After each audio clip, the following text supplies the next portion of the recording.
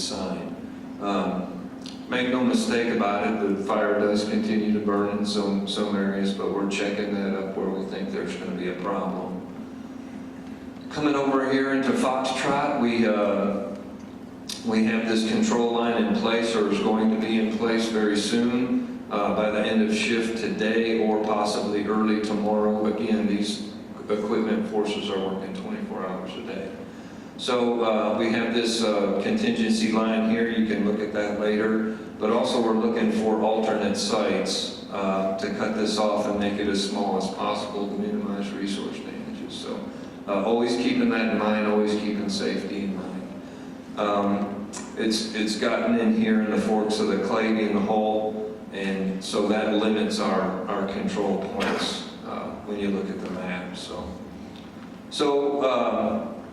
that's what's happening in Foxtrot. Coming around to Echo, we did some burn-in operations last night, and continuing today. Should have this tied in later on tonight. We're taking that real slow.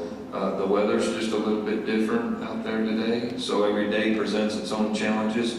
But I just talked to our air attack before I came in here, and he said they're having no holding problems at this time. So got some really good reports of that. And along Division Delta, it's starting to pick up some activity in here where there's some unburned pockets of green fuel in here, but again, no holding problems. So in summary, by the end of shift tonight and early tomorrow, we hope to have all of this burnout all the way up to here in Division Echo, and that will turn all this black, which in effect would protect most of these communities in this area right here. So stay tuned. We're not out of the woods yet. We feel really good about our actions so far, and so that's kind of what's going on there. So thanks, Marty. A couple other things I want to talk about. I'm going to turn it over in just a minute to, is it Spinharney? Yes, sir. I got the last name correct. And he's leading the structure group of fire engines that you've been seeing here for the last, I think, 3 days now, and nights. So he's going to talk a little bit about that. But I also want to let you know that in coordination with this fire, there's been a lot of work going on what we call the shaded fuel break that runs from actually north of Longbarn all the way down to Coffle Road. There's work going on again today. They're still working on it. They put dozer lines in through there to broaden it. The shaded fuel break is where they came in and took out all the undergrowth, limbed the trees up so that you could see through it, so that if we have to, we can go in and do exactly what they did, which is put a dozer line in. If they hadn't done that work 3, 4, 5 years ago to establish that shaded fuel break, what took them one night shift to accomplish, night before last, would have taken 3 or 4 days to accomplish. So it was well worth the expenditure. It was a good fire prevention effort, and it was taken advantage of. There's still some work going on because there are some parts of that you can't work with dozers and masticators, but they have to get in with hand crews and work. So what you will see down below the Miwok Village area all day today, some of you probably woke up to the sound of chainsaws running. They're using the chainsaws to limb the trees up, to cut the underbrush that's grown up since they did the work in there.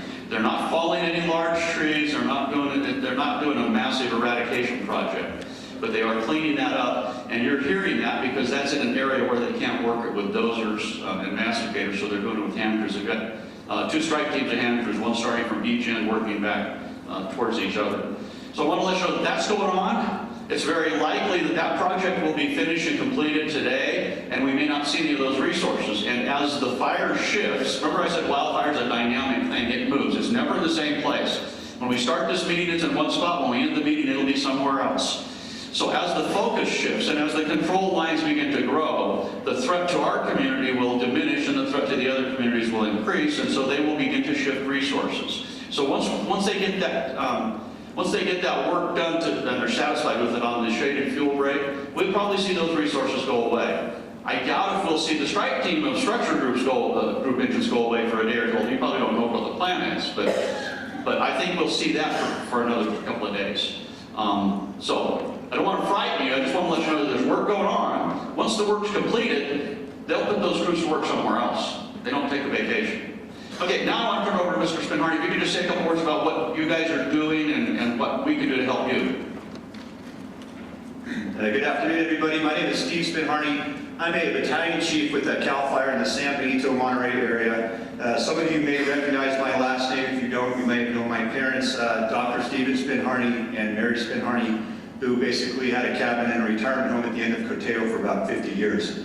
I'm a local. I learned how to golf at the Miwok pool. I learned how to swim at the Miwok pool. I learned how to ski at Dodge Ridge. I worked at Twainard Lake. And the very first day I ever spent my fire service career was the back of a fire engineer at the Miwok Volunteers. Very first call I ever went on in my career.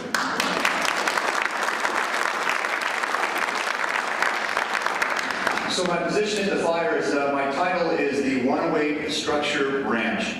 And what that means basically is I'm in charge of a geographical area and a group of leaders and firefighters that spans basically from Tuolumne City all the way up to Pinecrest. So if you can't see it on this map, but I can't be in charge of all those people. There's about basically about 20 strike teams of engines, and then 5 engines per strike team, and water tenders and hand crews and bulldozers. So I can't do that by myself. So in layman's terms, I'm a finger pointer. And I tell people where to go, and those people tell their folks where to go, and then the guys who are really doing it for you, you've met them all, to the guys out in fire engines. So those are the guys out there, and if things get bad, those are the guys that are going to try and defend your homes. So it's broken up into basically 7 geographical areas.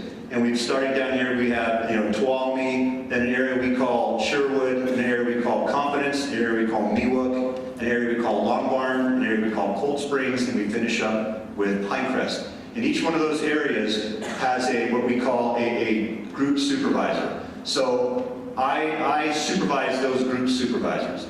So when this incident started, a decision was made by the incident command team that the fire behavior was such and close enough that it warranted an organization of this structure protection branch in that 108 corridor. So once that decision was made, personnel were picked out. I was assigned to that. We made the decision on how many geographical areas we were going to break into, and we assigned the resources. Now, there were some days where the fire looked really close, and then there are days where the fire looks very far away.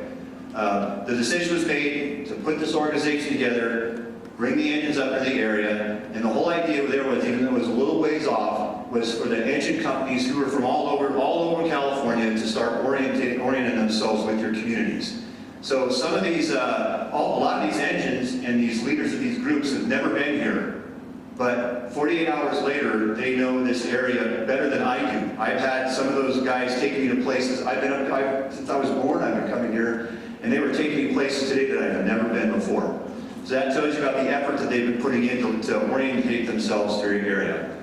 So that's what they're here doing, and they're glad to be here, and they love the support they're getting from all of you. And we are going to be here for probably a couple more shifts. There might be, and maybe you'll see in a couple days, there's going to be maybe less resources, but that's all based on the success that they're having taking care of the fire, going direct on the fire line. So even though we're out here getting ready to defend your homes, this is also defending your homes. The guys that are out on the line with the bulldozers and the hand crews direct on the fire line, that's also a group of guys defending your home. Thank you very much. I'll stick around for a little bit if you have any questions.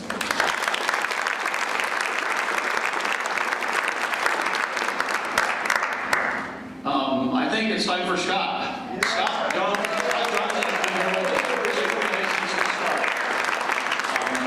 I think today is the 7th. No, today is the 7th day, isn't it? I think today is the 7th day that we've done this meeting. Scott's been with us since the beginning. Really appreciate his input and bring us good news. All right, let's review.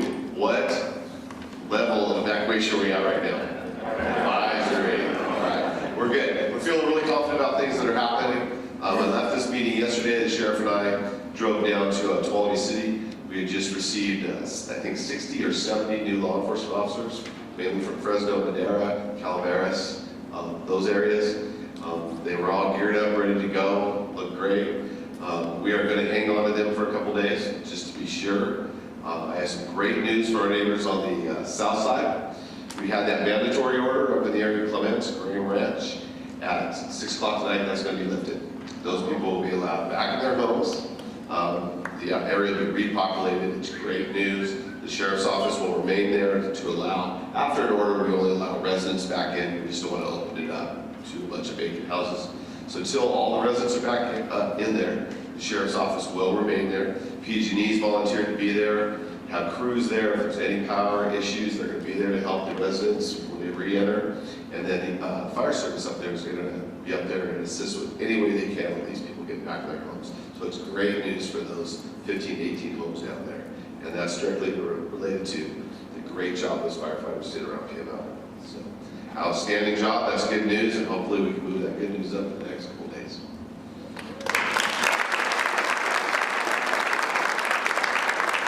And I guess I'll tell that Fred Close from this forest, the Stanislaus Forest.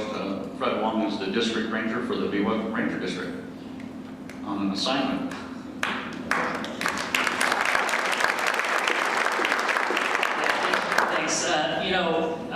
I thought maybe I'd tell you a little bit about the resources that have been affected out there in the Miwok Ranger District, and kind of a little bit more on the long-range plans for restoration. Because I know yesterday we talked a little bit about kind of immediate rehab for the dozer lines and that sort of stuff, staging areas, and I know I talked a little bit about kind of the what's called the burned area emergency response, which really focuses on trying to stop the excessive erosion. But what about beyond that? What about the trees? What about the vegetation? From the resources that we currently have out there, from the 87 complex fire, we did a lot of tree planting, and so as a result, they're about 20-something years old right now, and they were 20-something years old. But unfortunately, at that stage, they are not high enough off the ground to have the fire sweep underneath them. And also, they were really kind of packed in there as well. So that did not lend itself to avoiding the fire. So a lot of the plantations, a lot of the areas that we planted in the late 80s, early 90s have been burnt up and destroyed. Now, there were also some areas that were what we call under contract, where we sold the rights to log those areas. Some of those have been logged, others have not. Some of those have been burnt over. So what we're going to do is probably do some salvage logging as soon as this fire is over, and collect some funds to help do restoration efforts after that. But it's going to be a really tough, long journey, because what happens out there is if we don't do any plantings, what will happen is a lot of the shrubs will outcompete the trees, and it'll be a really tight conversion from forested areas to kind of more shrubby areas. And I've seen that in other areas of the nation where there was no tree planting. So it's going to be a long effort. It's going to be a forest-wide effort. Fortunately, they're not going to abandon Groveland and Miwok, the Stanislaus. They're going to help out as a forest-wide effort to help do some of these plantations. So that's all I had.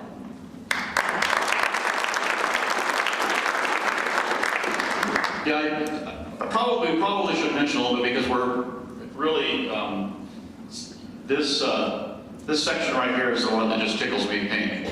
Because you remember looking at that yesterday, there was a little red line right there. And if it escaped, it was pointed right straight at us.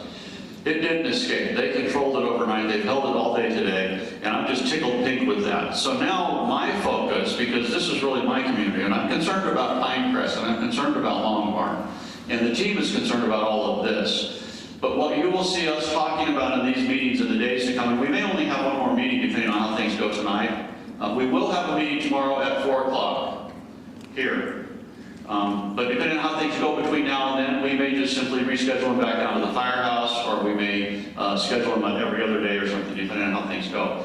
So my focus now, and what we're going to be talking about, is what happens after the fire. Because even though the fire is still going here, we are almost, in our community, we are almost in a position of, okay, now what? The fire's out, now what? We're almost there. I don't want to say we're there yet, but we're getting real close.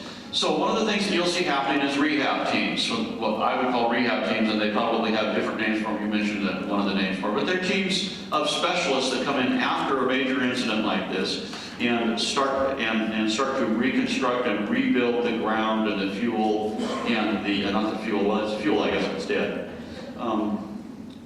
The native environment, the natural environment, they start to rebuild it and get it back to where it should be, and they help nature and they encourage nature to get back to where it is. Slow the erosion down, stop the erosion, work on that kind of stuff. So I suspect if we don't already have some rehab specialists on board beginning to work on some of this black line down here, it won't be very many days and they'll start showing up. And we'll see them in our community. You may not notice them because they come in early in the morning and pick up, they'll drive down, they'll walk up and down the fuel break, they'll look at it, they'll say, well, we need to do X, Y, and Z, and they'll start working that way.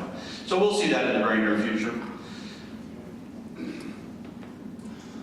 I think that's all I needed, that's all I wanted to say, so we'll open it up for questions. We're going to do question and answers the same way we did before. If you want to ask a question, raise your hand, we'll get you a microphone. And if you have a microphone, you can ask the question and we'll all listen. I have the first question for Marty. You mentioned that they're letting it burn around Hetch Hetchy, is that true? And is that a different jurisdiction, and does Yosemite like to let things burn for the sequoias to germinate better? Okay, a lot of questions there. You're limited to one. No. Right, there is some efforts to minimize, to tie this off if we can. We're going to do that, but that's right. There's no logical control point, no geographic feature that we can get in there safely and cut this thing off. So we're going to have to let it come to us. We fight fire on our own terms, so we're going to have to let that back off right there. And it is in the park, so it is a different jurisdiction, although we have a delegation of authority to take action in there. As far as the sequoias go, they've been around a long time, so they're very adapted in that way, especially the big ones can stand some heat. So although we're doing some efforts to protect some of them, we're pretty confident some of the other ones will do just fine. Marty, I've got a question for you. I'm right here, right in front of you. It's just been noted that we've got drones overhead. How effective have they been? One. And two, why can't we use the military technology that's been available since the 1980s, the load drones up and drop fire retardant from heavy drones? Okay, how effective have they been? They've been very effective. In fact, yesterday was the first time we had them out on fire, and they did a very good job. In fact, they helped us while we were burning out Division Delta, and we could look at that real time and see what was going on there. And in fact, it picked up some of the spots that happened right when they were occurring, so we were able to work in conjunction with some of our helicopters and get them in there. So that worked very well. I'm just going to be honest with you and tell you, I don't know why we don't use some of the other technology, whether there's, I don't know. If it's out there, there may be some proprietary issues with the military. I can't speak to that. And I don't know if they make a drone that would carry that much water. Yes. Okay, so if they do, I can't answer that question. I just have a comment of information that the community of Twainhart is having a dinner at Epperson Park tonight at 5:30. Sitting and 7 o'clock sitting for anyone on the fire team. If you got that, That's good. If you didn't get it, we have a notice on our sandwich board at the Miwok Fire Station that has that information. So if you didn't get that down, you can stop and talk to this young lady here on the way out, or just swing by the fire station, and that information is on the sandwich board at the firehouse. I'm also going to put a plug in for the VIPs before I go to the next question. I've got applications for VIPs if you're interested in helping out. I've got application forms here today that I will hand out. Go ahead. I was wondering if you could expand on our conversation earlier about the work going on in Sierra Park for the refueling. Oh, yes. They're building, I think, either a refueling or a portable mixing plant at Sierra, at Oddfellows Park. Do you have any information on that? It's very, very limited. Hard, yeah. I think it's a helicopter. So I have not been down there and seen that, but if it is what we call a mixing plant, what that is it's a portable retardant mixing base. And how that's set up, has anyone gone down to Tuolumne or had a chance to come out of Tuolumne and see the mixing base that's right next to the casino? So if it's a retardant mixing base, that's what it is. So what they do is they take the red retardant that gets dropped out of the air tankers, and they mix it and they fill a very, very, very large tank with it. And then the very large Type 1 helicopters, the Sikorsky Sky Cranes that you also see logging, well, they come right in there and they stick their snorkel down in that and they suck the retardant out of that, and then they go apply it to the fire. So they're mobile, and the benefit of that is there's very short turnaround. And the retardant works very well. Water works well, the retardant works a little bit better. And so it gets the retardant much closer to the operation. So if that's what that is, and I don't know if it is either, but that's what it is, it's a retardant mixing base. I heard about the action going on this morning, and I'm sure it's either just a refueling point or a portable retardant mixing base. And one of the reasons they would want to do that is, excuse me, if you look at the map, right now a lot of the fire activity or firefighting activity is taking place here. If they're up here in this corner and they fly along or to Sierra Village, which is just barely off this map, that's a much shorter turnaround than flying all the way down here to Tuolumne and back. So they're doing that. The reason it's portable so they can put it closer to where the work is. So that's probably why they're setting it up at that location, because it's a safe place. It's not around a developed community in the sense that there's a lot of other traffic or looky-loos that get in the way and that might hinder the helicopter operations. And it's closer to where they're actually doing the work. Next question. Is North Tuolumne and regular Tuolumne Road out of Sonora is open now, is it? Yes, that was another piece of good news. We were able to open North Tuolumne Road, the entire stretch, except for Ponderosa Hills is still closed to residents only. Tuolumne Road, we're open all the way down to Cherry Valley Boulevard where the clinic sits on the corner. So we're open all the way in. But Tuolumne City still is closed to residents and law enforcement firefighters only. Thank you. I'm Joseph DiFilippo, resident of Sherwood Forest. First of all, I want to thank you guys for a fine job you did. Thank you for this meeting. This is the first one I've been up here. Question is, since they're doing more burnout, just to kind of get everybody acclimated here, do we expect to see more smoke, less smoke, just so we know what we're looking for? Thank you. Okay, good question. Yep. Definitely for the short period of time in the future, we definitely have some pretty good sizable blocks to burn out. Most of the smoke generation in this area is pretty much complete or will be complete by today. But when we start moving up here, you should expect to see some pretty good smoke generation in here. That's not always bad. So, okay. If they're doing a firing operation and it goes well, you will likely see a column of smoke going up. So just because you see a column of smoke that looks pretty intense, and you see helicopter activity, that doesn't mean it's a bad thing. As you said, it could be that that's exactly what they've planned. The helicopters will fly it in support of the burning operation to help pick up any spots that get across the line, or just slow it down. If it begins to get a little bit too intense, they'll drop a little water on it to slow it down. So just because you see big columns of smoke and helicopters or even air tankers is not necessarily a bad thing. Really, what you want to pay attention to is, does it look like where you're seeing the smoke? Is it where they told us they were going to do the burning? If you see it some other place, then yeah, let's find out about it. Marty, did you outline again from, say, Tuolumne City up through Longhorn where the fire line is and where you have good, what you're comfortable with, security lines, fire lines?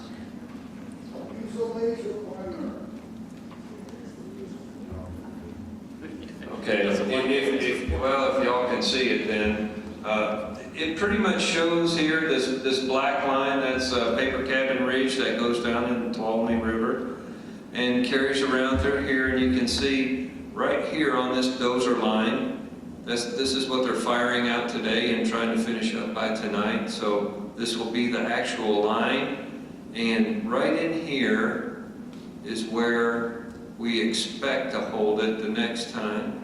Right up in here, and we're looking for an alternate route to tie it in here somewhere. Again, this is that section of fire that slopped over into the Clavey and the Hole Creek drainages, and there's no roads up here. There's nothing to hold this fire, so we're having to pull back here, and we're looking for alternate control points here and here. Again, we want to hold the fire on this road right up here. We have this a little bit taken care of, but this is our expected northern containment line at this point. It is at this point, yes. For the community has donated $1,100 to Alicia's Sugar Shack to feed the firefighters at 6 o'clock in the morning. And so if anyone wants to add to that, Alicia would be happy to take your money and feed the guys. They are feeding and giving coffee out. I was there about 6:30 this morning, and she said she'd already had, I don't know, 70 or 80 firefighters come through there, so they're doing a brisk business. Let's do 2 more questions, because I think we're kind of finished for today. But again, we will meet again tomorrow here. Depending on what the fire does and the interest from the community, that may be our last meeting in this format for this purpose. But we'll play it by ear, and we'll let you know tomorrow for sure. But again, tomorrow here at 4 o'clock, I'll be here. If you come, we'll have a meeting. Next question. Marty, how much closer is the fire to our area from yesterday? I can answer that. It's no closer. Yeah.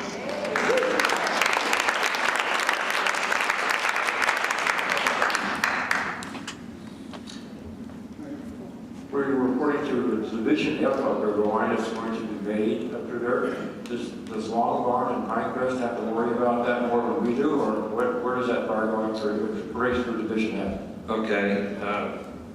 Yep. No, we got pretty good confidence. Again, a lot of these are roads, so we're expecting, just like down here, you got a plan and you work your plan. So we're really focusing a lot of efforts on making these really enforceable control lines, and we're even actually looking out ahead. We're not doing any work right up here very much, but we are scouting even further to the north off this map. So again, we do a great job of planning not only 2 days, 3 days, we're looking 4 or 5 days out if we need to. We got to be prepared for this thing.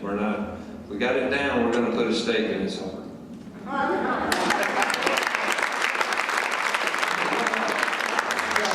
Just a comment, as a 350, I was down in the bottom of Meluck, and Steve's crews, structure teams are cruising it. Cal Fire's down there living.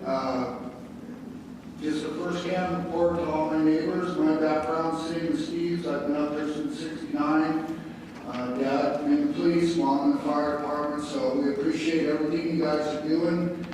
And I just want to let my neighbors know that it's actually what these guys say is what's going on. Thank you. Thank you. I want to thank all the firefighters and the incident management team and the leadership they've provided. I'm not on the fire. I'm an old fire guy. I'm not attached to the fire. I'm not assigned to the fire. I don't have any fire to fight, so I couldn't find anything else to do except hold a meeting. So here we are, here we have been. Thank you all for coming, but really, I want to thank the firefighters more, and I wish they were all here to